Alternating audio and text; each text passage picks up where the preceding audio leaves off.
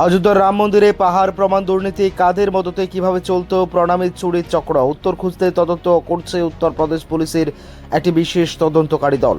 ইতিমধ্যেই ৮ জনকে গ্রেপ্তার করা হয়েছে। সূত্রের খবর, ট্রাস্টের বেশ কিছু কর্মকর্তা ও মন্দিরের বিভিন্ন কাজের সঙ্গে যুক্ত সরকারি আধিকারিকরাও তদন্তকারীদের স্ক্যানার রয়েছেন।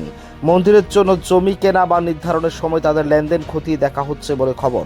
তদন্তকারী সংস্থা সূত্রে খবর, মন্দির প্রণামী তছনছের অভিযোগে ধৃত ৮ জনের মধ্যে ৬ জনের বিরুদ্ধে চুরির প্রমাণ পাওয়া গিয়েছে। সিসিটিভি ক্যামেরায় তাদের প্রণামীর টাকা পকেটে, পোশাক ও জুতোয় লুকিয়ে ফেলতে দেখা গিয়েছে। পাশাপাশি মন্দিরের দৈনন্দিন বিভিন্ন কাজের সঙ্গে যুক্ত কর্মীদেরও তদন্তের আওতায় আনা হয়েছে। পুলিশ সূত্রে খবর, কম বেশি ৫০ জন কর্মী মন্দিরের প্রণামী গোনার দায়িত্বে ছিলেন। তাদের নিয়োগের সুপারিশ করেছিল ট্রাস্টের সঙ্গে যুক্ত কর্মকর্তা ও ঘনিষ্ঠ সহযোগীরা। এই কর্মীদের মধ্যে কারো সম্পর্ক ফুলে ফেঁপে উঠেছে কিনা তাও খতিয়ে দেখা হচ্ছে। অন্যদিকে সোমবার ২০ জুলাই রাম মন্দির সংক্রান্ত একগুচ্ছ মামলার শুনানি রয়েছে সুপ্রিম কোর্টে।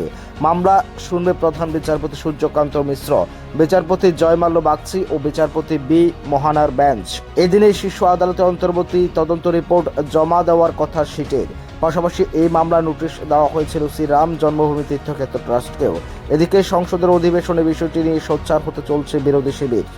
Bureau report, Tripura TV. Nursing বা প্যারামেডিক্যাল কোর্সের জন্য কি আপনারা অন্য কোনো রাজ্যে যাওয়ার কথা ভাবছেন? বাড়ি থেকে দূরে থাকা, খরচ বেশি হওয়া আর নতুন পরিবেশে মানিয়ে নেওয়ার জন্য ঝামেলা, কেন এসবের মধ্যে যাবেন? এখন ত্রিপুরাতেই আপনাদের জন্য রয়েছে একটি দারুণ সুযোগ। আমি বলছি বিনায়কা ইনস্টিটিউট অফ হেলথ সায়েন্সেস এর জন্য, যেখানে অ্যাডমিশন প্রসেস শুরু হয়ে গেছে।